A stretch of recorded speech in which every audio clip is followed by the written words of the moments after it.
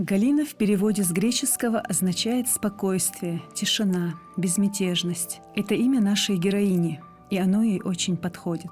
После общения с этой женщиной на душе становится светлее, успокаивается нервная система, мир кажется более гармоничным. И это не случайно. Галина Успаева – профессиональный педагог, тренер по эмоциональному интеллекту и психолог. Приблизительно одновременно пришли в этот институт, обустраивались и в этой новом для нас виде деятельности и советовались друг с другом. Обе сразу получили довольно ответственные такие вот направления в работе. Ну и по ходу, можно сказать, осваивали новые для себя виды деятельности, поскольку и она, и я пришли в этот институт из школы.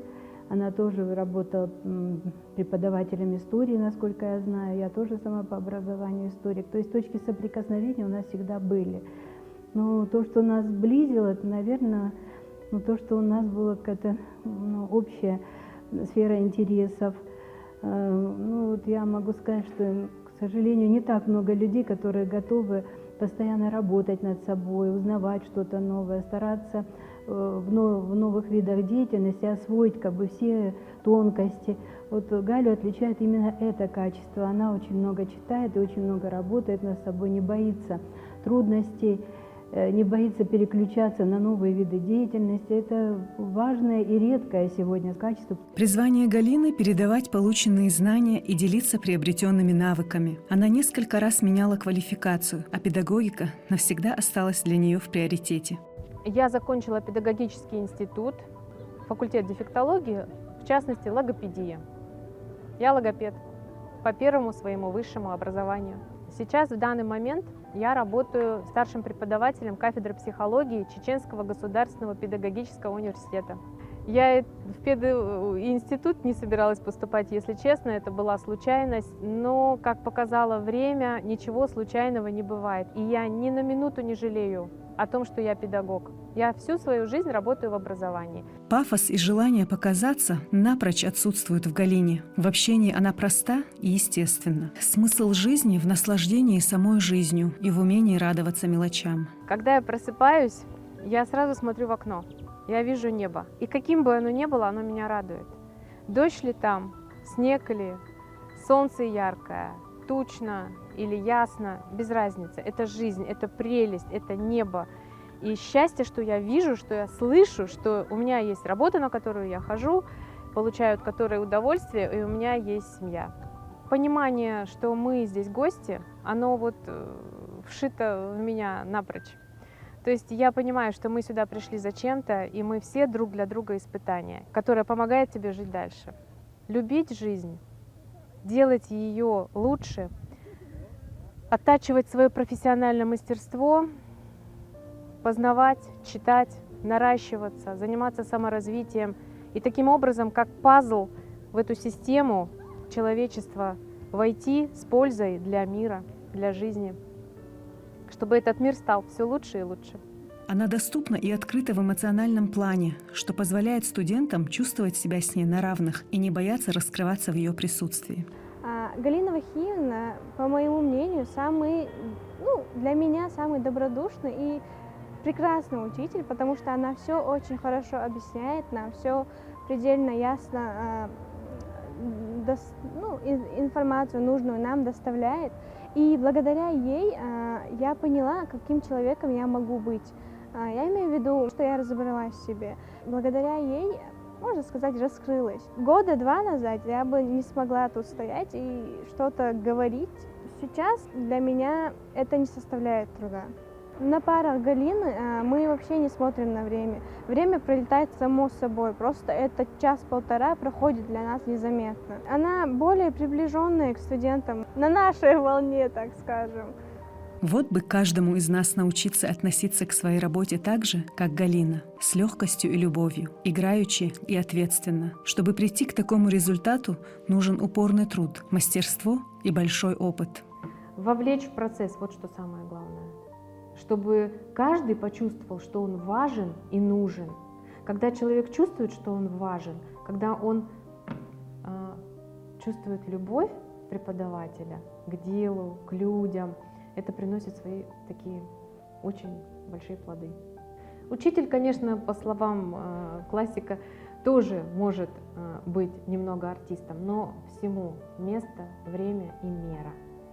Артистом, чтобы замотивировать, артистом, чтобы вовремя среагировать на какую-то ситуацию, на какие-то эмоции. А в общем-то учитель сегодня, педагог, это сопровождающий человек, это модератор учебной деятельности. Я студентам говорю, не бойтесь, ошибайтесь, потому что только через ошибки мы учимся. Ничего страшного в этом нет. Наоборот, мы определяем точки роста и понимаем, над чем нам нужно работать. Когда постоянно говорят, у тебя не получается, у тебя не получается, у тебя не получается, он все время будет думать, что у него ничего не получается. И чем дальше, тем меньше он будет проявлять инициативу, что-то делать, боясь ошибиться. Секрет успеха Галины в том, что она принимает каждого человека таким, какой он есть, с достоинствами и недостатками, не пытаясь переделать или изменить. Я хочу рассказать о нашем преподавателе Галине Вахаимовне, которая является отличным специалистом в своей области. И я, которая вообще не интересовалась психологией, она с прошлого года, и за все это время я многое узнала, многое поняла, и поняла, что человек и психология — это неразрывно. И благодаря Галине Вахаимовне я интересуюсь теперь, и теперь это у меня как хобби, если честно. Она умеет создать приятную и уютную атмосферу в группе, что потом очень благоприятно влияет на условия обучения и развития. То есть она готова всегда выслушать студентов, готова протянуть руку помощи. И также она для нас не только преподаватель психологии, а и является отличным другом. Я восхищаюсь ею. Как говорил Эммануил Кант, наука — это организованные знания, мудрость — это организованная жизнь. У Галины получилось организовать себя и в знаниях, и в жизни. Образование в нашей стране совершенствуется год от года. Введение новшеств помогает развитию и вовлеченности в процесс. Студент обучается здесь, в едином образовательном пространстве, которое организовано по всей нашей стране. И практика-ориентированность этого процесса, она дает свой результат и еще даст. Потому что сегодня просто вести опрос какой-то или банальные кроссворды, чтобы они составляли, это все в прошлом. Кого мы называем интеллигентным? Человека, который уважает другого человека, независимо от того, какое он занимает положение в обществе или там значимость какая-то у него есть. Это качество, конечно, в Гале тоже есть. Но она очень интересный собеседник. Она очень много читала и читает, и очень много знает в разных сферах, будь то не только литература и музыка, там, я не знаю, живопись. С ней всегда можно найти о чем говорить. Семья – самая большая гордость Галины. Ее мимика и интонации в голосе выдают трепет, с которым она относится к близким людям. У меня 3 детей. Это моя семья. У меня сын женат, дочь замужем. Сын и невестка мои врачи, живут и работают в Питере. А дочь косметолог, она живет в Москве. Младшая моя дочь, она ученица 5 класса. Меня поражает ее способность жить, так сказать, в режиме многозадачности. Все успеет и сделает все качественно. Я хочу пожелать ей дальнейших успехов в ее профессиональной деятельности. Ее амбиции позволяют ей добиться крупных высот. Прежде всего хочу отметить то, насколько она прекрасная женщина с чуткой душой и теплым сердцем. Хоть мы с ней находимся в разных городах, между нами огромное расстояние, я всегда получаю от нее огромную порцию поддержки, получаю советы, когда обращаюсь за ними. Она очень сильная, мудрая и стойкая, но от этого не менее женственная и любимая всеми нами. Я вижу, как она в своих детях взращивала самостоятельность, сплоченность и любовь друг к другу. Я очень рада, что именно она моя свекровь, моя вторая мама. Мне с ней очень комфортно и очень уютно. Спасибо тебе за все, мамочка. Благодарю свою маму Галину за навыки, заботу и любовь. Много сил, времени и стараний мама вложила в меня и в мое воспитание. Всегда восхищалась ее умом, терпением, упорством, умением доводить начатое до конца, а также огромной мудростью. Желаю двигаться в правильном направлении, не сбиваться с пути и идти с высоко поднятой головой. Моя мама очень хороший человек. Она заботливая, ухаживающая и, несмотря ни на что, сохраняет домашний очаг. Иногда мы с мамой вместе готовим. У нас это очень хорошо получается. И когда мне плохо, я обнимаю свою маму, и она передает мне то тепло, ту душу. Я даже не могу описать это. Вот. И моя мама все делает с душой и любовью ко мне. В жизни каждой женщины есть много разных этапов, пройдя через которые она приобретает новые качества. Любой человек меняется, и особенно женщина, потому что природой заложена такая гибкость, мягкость, которая нам помогает и в семейной жизни, и в карьере, и в воспитании детей.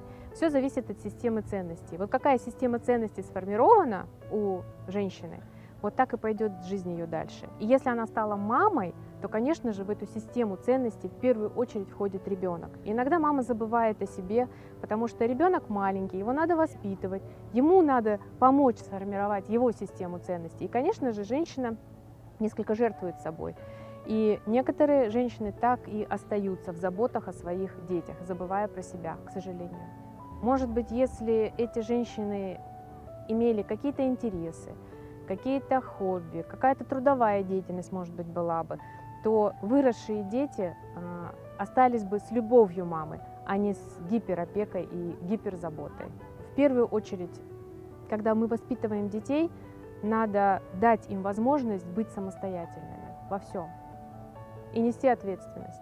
Если в жизни что-то не получается, важно научиться не искать виноватых, а понять, что причиной всему являемся мы сами. Когда мне встречаются люди, даже первое впечатление, когда не такое уж и приятное, но я всегда вспоминаю одну очень такую нужную в жизни фразу: «Каждый человек – учитель». И поэтому отслеживаю свои эмоции и начинаю копать. А почему я так подумала? От чего это? И чаще всего это про меня, а не про этого человека. Галина с восхищением говорит о подрастающем поколении. Она с любовью относится к своей работе и к своим ученикам. Вы знаете, у нас удивительные студенты. Они очень любят читать. Ну, по крайней мере, с теми, с кем я сталкивалась, их большинство. Они очень любознательны, у них горят глаза. Они с радостью берутся за любую работу. Они инициативные. Я просто смотрю на них и думаю, как здорово, что это завтра будущие учителя. Я бы своих внуков отдала этим педагогам. Мотивированные, активные, интересные, которые не боятся, с которыми легко работать. С этими студентами приятно работать, потому что результат налицо. У нас очень замечательная молодежь, и они мечтают прийти в школу, многие из них. А кто не мечтает, они просто не знают, как там здорово. С детьми работать всегда здорово. Есть такое понятие, как призвание. И если даже высокая зарплата за то, что ты не любишь, не будет тебе приносить счастья. Когда ты любишь свою работу и достойно она оплачивается, это, конечно, здорово. Но в то же время вот эти ценности духовные, они выше, чем материальные. Нам удалось побывать на лекции Галины, и то, как она мастерски преподает свой предмет, оставляет неизгладимое впечатление у каждого присутствующего. Что такое концепция? Кто может объяснить? Вот когда люди говорят концептуально, концепция, концептуальные основы, это про что? Определенная тема. Малик. Определенная основа чего-то. Основа чего-то, Диана. Что-то, тема какая-то. Субъективное что-то? Да, субъективное. Вот как легко запомнить, что такое концепция. Вот я здесь, я себя знаю. Я знаю свои сильные стороны, я знаю свои слабые стороны. И вот я где-то. Вот я вижу, где я. Вы видите себя через 5 лет? А через 10? Нет, вообще никак. Никакого представления нет. Вот. Надо себя представить. А какая я буду через 5 лет? А какая я буду через 10 лет? И что я буду для этого делать? То есть, если взять вектор какой-то нарисовать, да, вот от и до, и вот этот путь, что делаю, как делаю, с помощью чего, знаю свои слабые стороны, знаю свои сильные стороны, работаю над слабыми, опираюсь на сильные. Вот это и есть концепция. Студентки второго курса получили задание определить свой психологический возраст. Вот сейчас все обратите внимание на свои эссе и посмотрите, где лично про вас и возрастную психологию. Вот что прям через сердце откликнулось, у кого это получилось, кто самый смелый? Что касается меня, я нахожусь в юношеском возрасте, и, соответственно, я являюсь человеком экспрессивным, и на все реагирую, скажем так, ярко, сентиментально, то есть если в жизни произойдет что-то, по моему мнению, обидное, то есть это засядет у меня глубоко в сердце, но я постараюсь это отпустить, конечно, но след все равно останется. Я, например, до этой темы не понимала, почему вот человеку 20 лет, но он себя ведет на 15. Ну, я не могла именно подумать, почему он на 15 себя ведет. Просто почему этот человек так странно себя ведет. Первая пара по возрастной психологии была на прошлой неделе, и сегодня лишь вторая пара, но благодаря нашей потрясающей преподавательнице Галине Вахиевне я усвоила много нового. Начала серьезно рассуждать на тему возраста, осознала, как же это все-таки непросто, сложные термины, понятия. Я была удивлена, когда узнала, что на самом деле человек имеет сразу несколько возрастов, даже не задумываясь об этом. Психологический, биологический, социальный и хронологический. Психологический возраст, как ранее уже говорили девочки, это то, насколько себя ощущает сам человек. Например, я ощущаю себя на 17 лет, но мне не 17. Также бывают люди, которым 50 лет, а ощущают они себя на 15 лет и ведут себя так же. В определенных моментах, конечно, бывает, что я могу быть более серьезной, очень серьезной, можно сказать. Именно психологический возраст я смогла понять, более раскрыть для себя, можно сказать.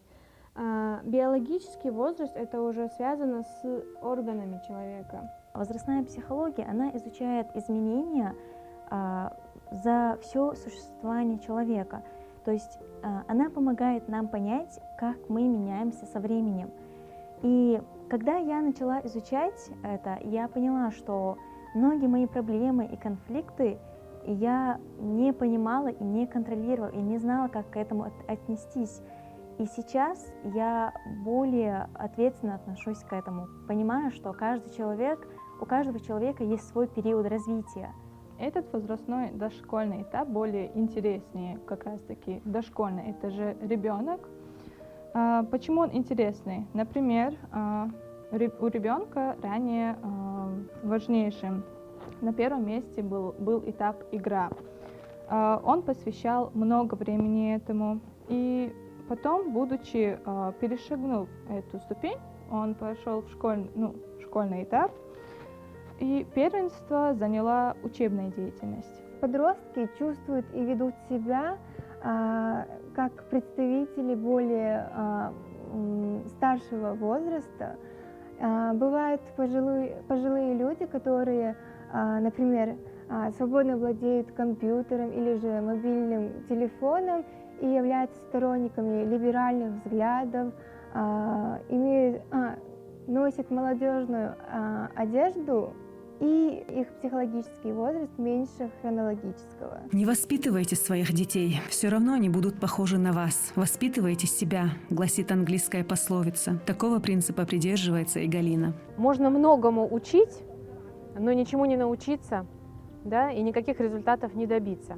Если сегодня мы говорим про психологию и педагогику, мы говорим про методы, приемы обучения на лекциях, во время практических занятий. И если мы сами не являемся примером тому, то вряд ли чему-то можно научиться.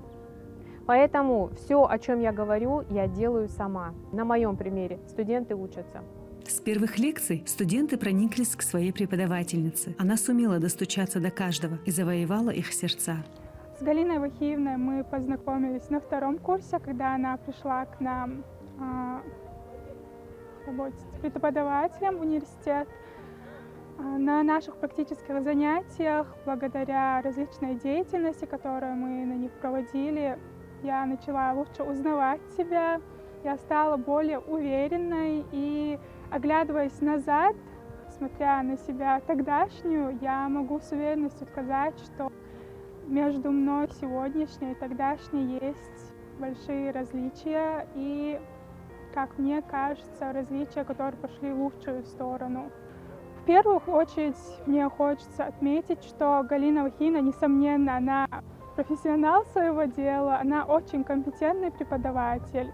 Мы не просто рассказывали домашний материал на парах, но мы и занимались другими видами деятельности, какие-то практические задания, когда мы смотрели, как, например, будем преподавать ученикам на занятиях, когда мы выступали в роли преподавателей, брали какую-то определенную тему, и перед нашими одногруппницами мы стояли, представляя, что они ученики наши будущие в школе. Я до этого тоже был знаком с психологией, я самостоятельно как-то дома старался учить, узнавать, познавать что-то для себя, потому что психология, как по мне, во многом пригодится человеку в дальнейшей жизни, и для студентов в том числе. К примеру, у нас в первом курсе тоже было такое направление, как психология, но как таковой психологии и заинтересованности этой психологии не было у учеников.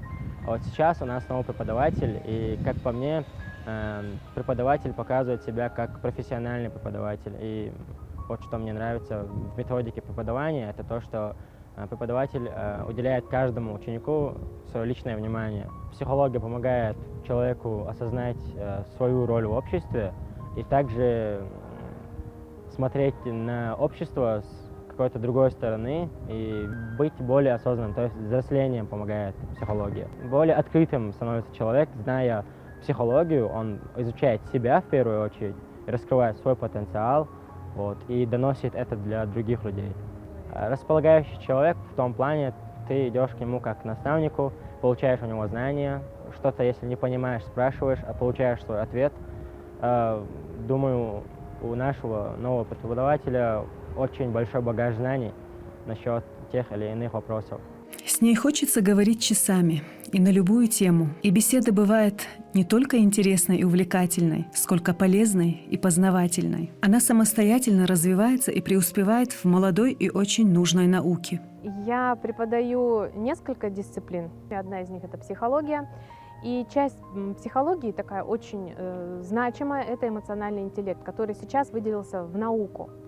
То есть с 30 с небольшим лет это считается уже научным знанием со своей методологией, со своей концепцией. И это очень интересно и очень помогает жить счастливо. Эмоциональный интеллект — это целая наука, у которой есть свои направления, своя методология, свои алгоритмы и механизмы. Коллеги с большой эмоциональностью отзываются об этой уникальной женщине. Галина, я повстречалась на кафедре, и у меня сложилось впечатление очень хорошее о ней, так как она располагает к себе и очень внимательно, боится что-то пропустить. Очень хороший у нее характер, она спокойная и требовательная. Студентам тоже довольны этим преподавателем.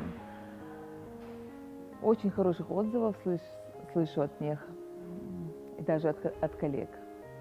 Специалист очень хороший, грамотная, ответственная, любое поручение выполняет.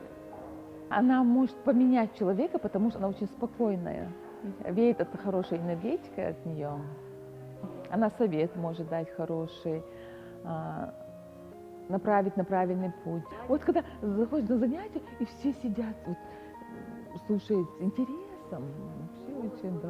Это вообще. Галина очень разносторонний человек с большим количеством интересов и увлечений. В свободное от работы время я очень люблю читать. Я читаю, я готовлю. Так, конечно же, преимущественно классическую литературу. Я очень люблю фотографировать. Когда-то даже у меня был фотоаппарат, а сейчас я довольствуюсь телефоном, но все равно неплохо получается, говорят. И еще у меня такая маленькая есть мечта, но если она есть, я так думаю, что она все-таки у меня реализуется, потому что это уже цель, не просто мечта. Я играю на пианино. Да, и много лет я за инструмент не садилась. И у меня такое желание приобрести и исполнять. Я неплохо рисую, леплю.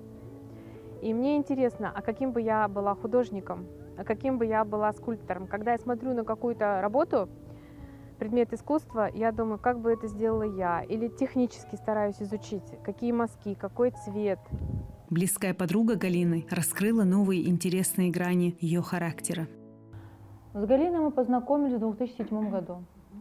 Это был Нальчик, лагерь. Мы были с ней с поездкой от школы. Сразу подружились, как ни странно. Дело в том, что у нас с ней получилось очень много общего.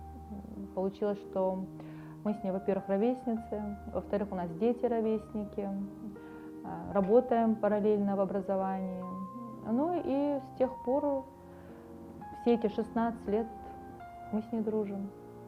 Дети ее любят, уважают. Две последние девочки-ровесницы, вот, им по 11 лет, они обе в 5 класс перешли. С рождения, вот как у нее родилась дочь, как у меня, с рождения дружат. Мы к ним в гости, она к нам. Где-то дни рождения вместе, бывало, справляли. Вот, тут, как говорится, что дружба через года проходит. Могло быть такое, что долгое время мы не общались, но любой диалог, который между нами происходил, он как будто бы только вчера я ее видела. Он возобновлялся с этого. Просто я знала, что она есть. Я надеюсь, что она тоже так же обо мне думает. Вот. Ну, этим я ей благодарна. Многие тайны она знает, она в курсе, что было в моей жизни. Так что она надежный человек. Сильная, слабая, твердая, ласковая, настойчивая, мягкая. Вот эти все качества у нас сочетаются. Огонь и лед, все вместе. Но она в любом случае искренне, всегда. Я ей желаю, чтобы она оставалась такой же, как и сейчас. Такой же чистой, такой же светлой. И шла вперед с гордо поднятой головой. Недаром Дейл Карнеги любил говорить: «Будьте заняты. Это самое дешевое лекарство на Земле и одно из самых эффективных». Мне не бывает скучно. Для меня нет слова «скучно», понятия такого нет вообще, потому что в наше время, особенно в наше время, места для скуки и быть не может. Столько возможностей, столько знаний, столько всего, что можно узнать, научиться, постичь. Мне скучно никогда не бывает. Хочется привести слова Герцена. Дружба должна быть прочной штукой, способной пережить все перемены температуры и все толчки той ухабистой дороги, по которой совершают свое жизненное путешествие дельные и порядочные люди. Ну, я люблю ее за то, что она для меня всегда была образцом того, вот именно как выстоять, ну, что какие-то семейные ценности, что работа – это работа, да, к ней нужно относиться ответственно. Все-таки самое главное – это то, что у тебя в семье. И быть во всем образцом для своих детей, стараться принимать такие решения, за которые тебе не стыдно, скажем. Галина подчеркивает важность здорового образа жизни, так как здоровый дух возможен только в здоровом теле. Если говорить о человеке целостно, то это мозг, сердце и тело. И сегодня ничего не делать для своего тела просто невозможно. И особенно у нас в республике и вообще в России создаются условия для того, чтобы мы ходили в бассейны, чтобы мы занимались физкультурой, стадионы. Даже просто утром выйти, побегать тоже можно. На вопрос о своей жизненной цели Галина ответила просто. Я хочу подольше приносить пользу и чувствовать от этого удовлетворенность и счастье. Быть нужной. В завершение хочется сказать словами писательницы Эрмы Бомбек. Надеюсь, что в конце своих дней, когда я предстану перед Богом, у меня не останется ни капли таланта, чтобы я могла сказать Ему: «Я использовала все, что Ты дал мне».